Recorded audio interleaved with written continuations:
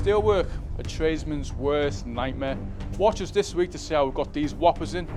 I'm Matt Nelson, this is Acura Developments, and this is episode 7.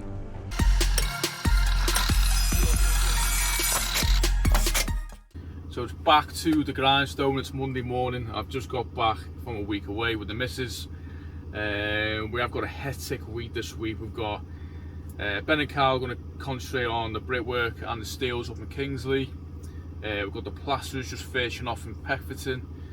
We've got the kitchen fair in at Barnton, so everything's going really well. But yeah, it's good to be back.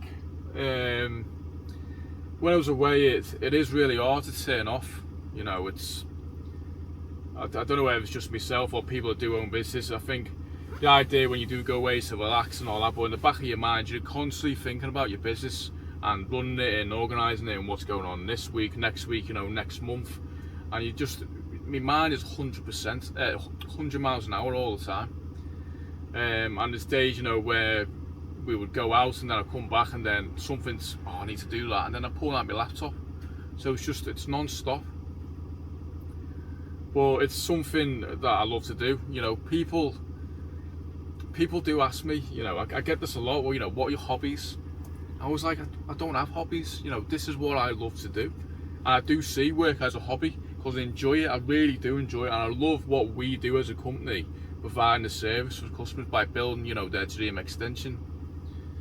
You can't beat that. And especially, you know, the lads as well, we all work well together. We all get on really well. And, you know, I think a part of that is that when I am Aldi, I have to work 24/7 to make it work. Plan for today is to get the brick and block work up to lintel height. We've got steels for the bifolds getting delivered today, and also got concrete this afternoon to concrete the pad for the other wind post, ready to install that tomorrow.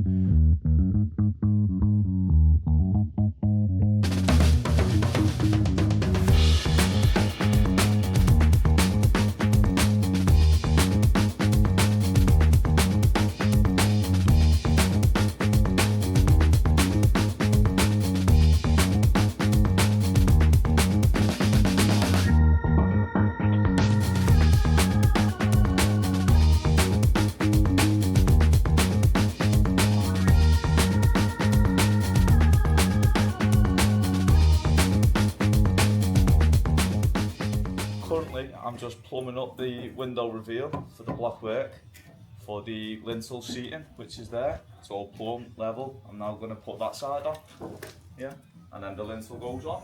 Good to go. So we're just here with our Woz, the apprentice. Going to let him do a little bit of spreading. I think it's about time we let you have a go, and you can all let us know how he gets on, what you think of him.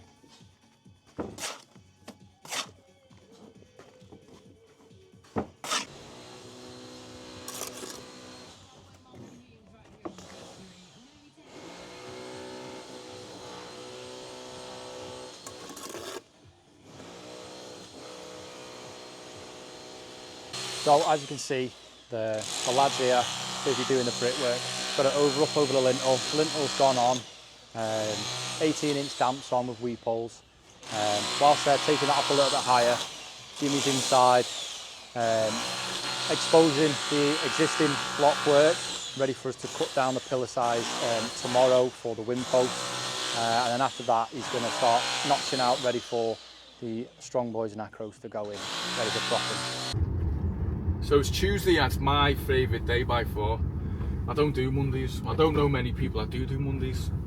But you do get them people that go, oh, Monday, you need to set the week off right, you know, do a little bit of meditation in the morning.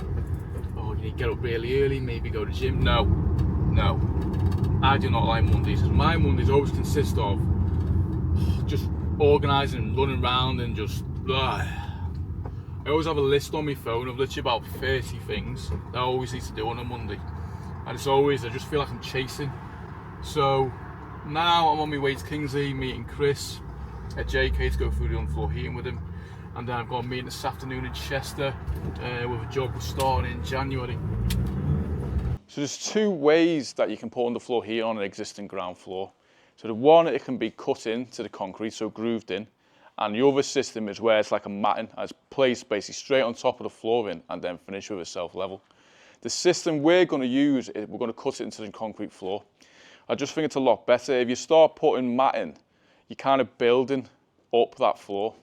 So what will happen, the floors that haven't got underfloor heating on, when you come to walk into the existing floors that do, you'll have like a 25mm lip up, basically a step, which is not what we want.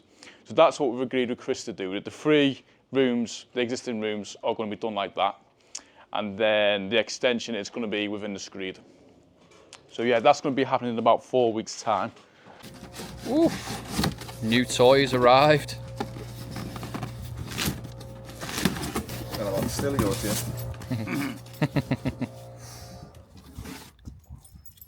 Oof.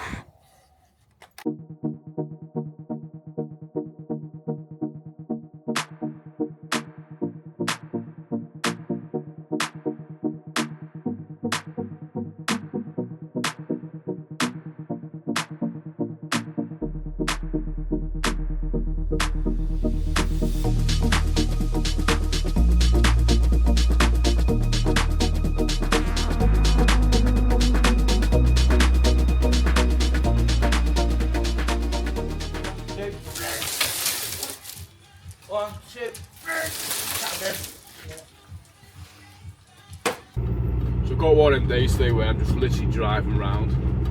I feel like I'm not getting anything done, but it's one of them, isn't it? So I've got a meeting this morning in Kingsley. I've just got to go through with the customer about the final electrical plumbing, the underfloor heating, how many zones he wants, windows, his bifold doors.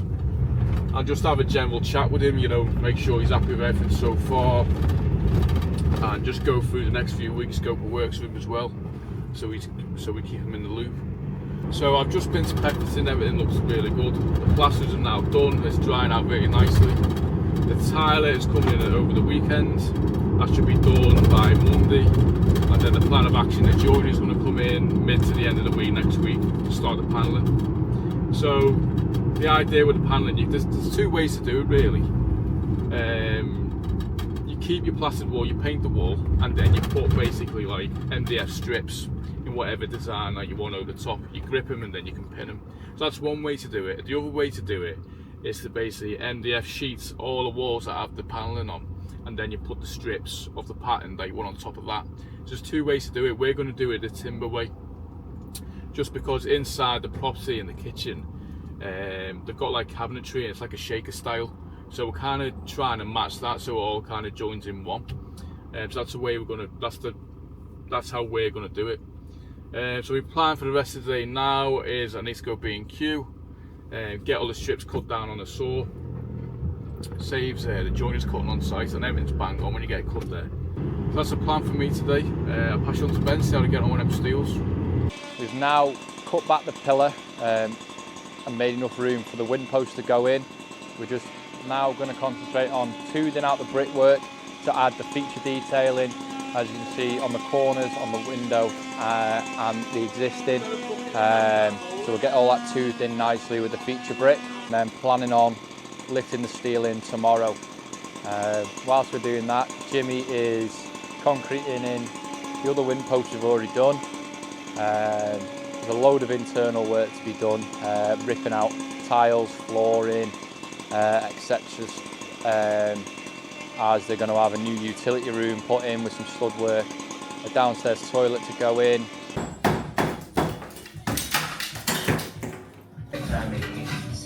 Trying to figure out how to get it in the hole sometimes.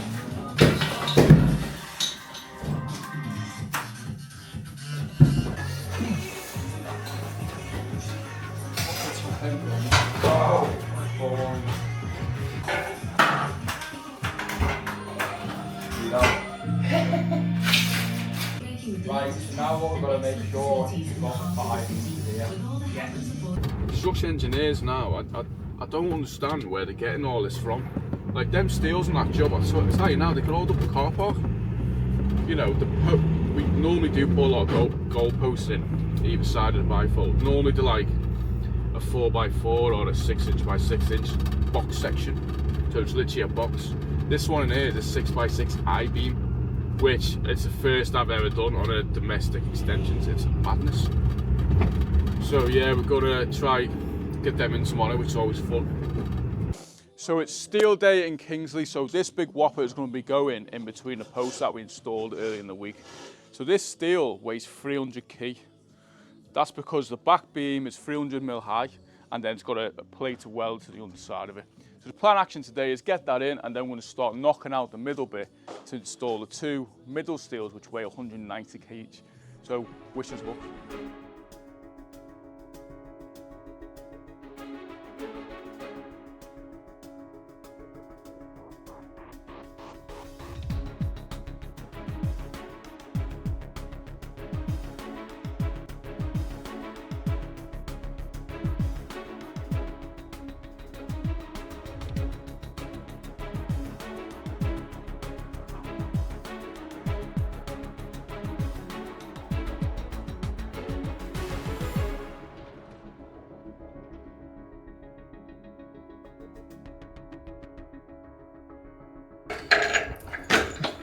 I've got a job on HS2.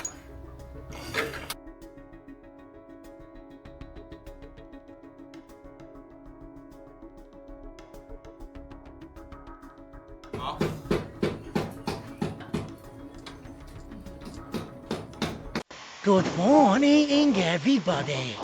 Hey! And you may ask how we've got that steel into place.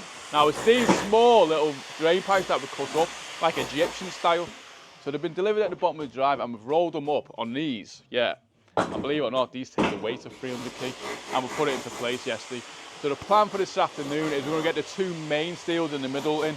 We're going to beam lift them up, and then that's all ready for the weekend to go off.